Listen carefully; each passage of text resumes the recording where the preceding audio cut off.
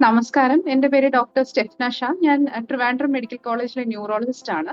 അപ്പൊ ഇന്ന് ഞാൻ നിങ്ങളോട് സംസാരിക്കാൻ പോകുന്നത് നമുക്ക് മറവി രോഗം എങ്ങനെ ആദ്യത്തെ ഘട്ടത്തിൽ നമുക്ക് കണ്ടുപിടിക്കാം. അതിനെപ്പറ്റി ഒരു 2 വാക്ക് സംസാരിക്കാനാണ് ഞാൻ ആഗ്രഹിക്കുന്നത്. അപ്പം എനിക്ക് പറയാനുള്ളത് എന്താന്ന് വെച്ചാൽ നമുക്ക് ചിലപ്പം കൂടെയുള്ള അതായത് പേഷ്യന്റ് കൂടെ താമസിക്കുന്ന ചിലപ്പം അവരുടെ ഭർത്താവാകാം, ഭാര്യയാകാം.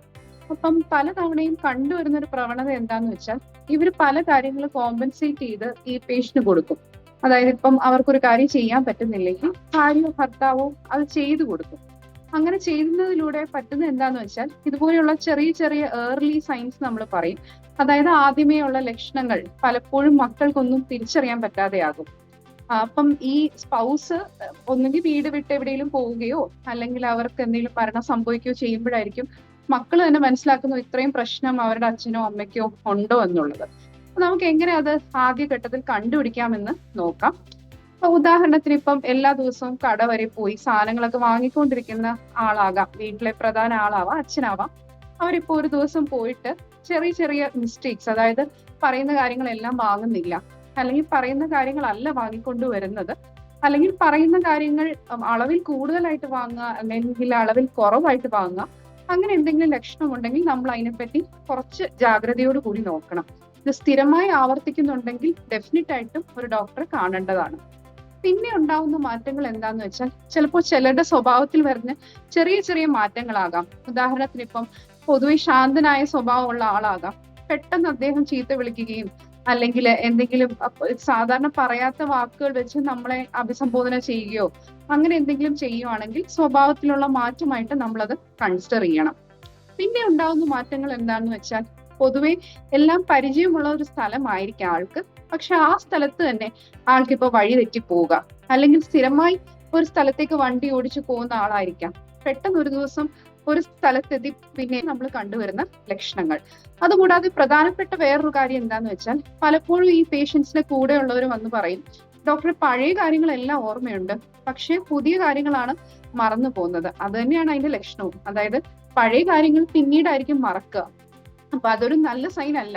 പുതിയ കാര്യങ്ങൾ, ഉദാഹരണത്തിന് ഇപ്പം നമ്മൾ അവരോട് പറയാണ് നാളെ ഇന്ന സ്ഥലത്ത് പോകണം, അല്ലെങ്കിൽ നാളെ ഒരു കല്യാണത്തിന് പോകണം, പക്ഷെ പിറ്റേ ദിവസം ആകുമ്പോഴേക്കും അവരതിനെപ്പറ്റി അറിയുന്നതേ ഇല്ല. അതായത് പിന്നെയും പിന്നെയും അവർ ചോദിച്ചുകൊണ്ടിരിക്കും. അവരിങ്ങോട്ട് ചോദിക്കണം എന്നില്ല, ചിലപ്പോൾ ചോദിച്ചെന്നും ഇരിക്കാം, എവിടെ പോണത് ആരെയാണ് പറഞ്ഞത്, അല്ലെങ്കിൽ അങ്ങനെ എന്തെങ്കിലും എന്നോട് പറഞ്ഞിരുന്നു, അങ്ങനെ വീണ്ടും വീണ്ടും ആവർത്തിച്ച് ചോദ്യം ചോദിക്കുക. അപ്പൊ പൊതുവെ ഇതൊക്കെയാണ് നമ്മൾ സാധാരണ കണ്ടുവരുന്ന ആദ്യഘട്ടത്തിലെ ലക്ഷണങ്ങൾ. ഇനി നമുക്ക് എങ്ങനെ ഈ രോഗിയെ പരിചരിക്കുന്നതിൽ മരുന്നും കാര്യങ്ങളും ഉണ്ട് എങ്കിൽ കൂടി ഒരു കെയർ ടേക്കർ അല്ലെങ്കിൽ ഈ രോഗിയെ പരിചരിക്കുന്ന ആൾ എന്ന രീതിയിൽ എന്തൊക്കെ പ്രിക്കോഷൻസ് അല്ലെങ്കിൽ എന്തൊക്കെ സ്റ്റെപ്സ് നമുക്ക് എടുക്കാമെന്ന് നോക്കാം.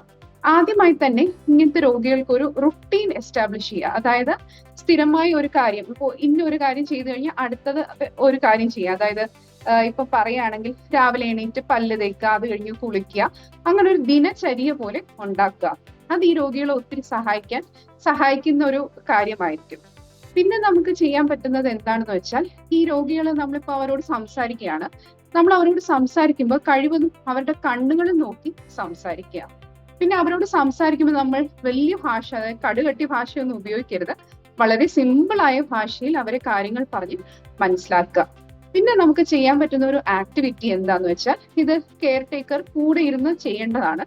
അതായത് ഇപ്പം പഴയ ഫോട്ടോസോ പഴയ ആൽബം ആയിരിക്കാം, അല്ലെങ്കിൽ പഴയ ഫോട്ടോസ് ഫോണിലുള്ളതായിരിക്കാം, അത് അവരെ കാണിച്ചു കൊടുത്ത് ഇതാ ഇന്ന സമയത്ത് നമ്മൾ ഇന്ന സ്ഥലത്ത് പോയിരുന്നു, അല്ലെങ്കിൽ ഇത് ഇന്ന സ്ഥലമാണ്, ഇത് ഇന്ന ആളാണ്, അങ്ങനെ പറയുന്നതിലൂടെ എന്ത് പറ്റും എന്ന് വെച്ചാൽ നമുക്ക് അവരുടെ ഓർമ്മയെ നമുക്ക് വർദ്ധിപ്പിക്കാൻ പറ്റും. ഓർമ്മയെ ഉത്തേജിപ്പിക്കാനായിട്ട് അത് സഹായിക്കും. ഇനി ഇതിലെല്ലാം ഉപരി ഏറ്റവും ഇമ്പോർട്ടന്റ് കാര്യം എന്താന്ന് വെച്ചാൽ പലപ്പോഴായിട്ട് നമ്മൾ കണ്ടുവരുന്നതാണ്, ചിലപ്പം ഈ കെയർ ചെയ്യുന്ന ആളായിരിക്കും, അതായത് ഒരു പരിധി എത്തുമ്പോഴേക്കും മനുഷ്യരല്ലേ മടുപ്പ് തോന്നി തുടങ്ങും. കാരണം ഈ പേഷ്യന്റ് ചിലപ്പോൾ അവരെ ചീത്ത വിളിക്കുന്നുണ്ടാവും, അല്ലെങ്കിൽ ഇവർക്ക് വെളിയിലോട്ടൊന്നും പോകാൻ പറ്റാത്ത അവസ്ഥയായിരിക്കാം.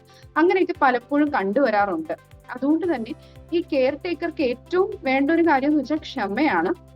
അതുകൂടാതെ അവർക്ക് തന്നെ ചില സപ്പോർട്ട് ഗ്രൂപ്പ്സിലൊക്കെ ജോയിൻ ചെയ്യാം. ഉദാഹരണത്തിന് ഇപ്പം ഹോസ്പിറ്റലിൽ പോകുമ്പം വേറൊരു മറവി രോഗിയുള്ള ആളുടെ ബൈസ്റ്റാൻഡറെ പരിചയപ്പെടുക, സ്വന്തം പ്രശ്നങ്ങളും പ്രോബ്ലംസും ഷെയർ ചെയ്യുക, അല്ലെങ്കിൽ ഇതിനു വേണ്ടി ഒരു വാട്സാപ്പ് ഗ്രൂപ്പോ അങ്ങനെ എന്തെങ്കിലും ഒരു ഒരു കൂട്ടായ്മ ഉണ്ടാക്കുക.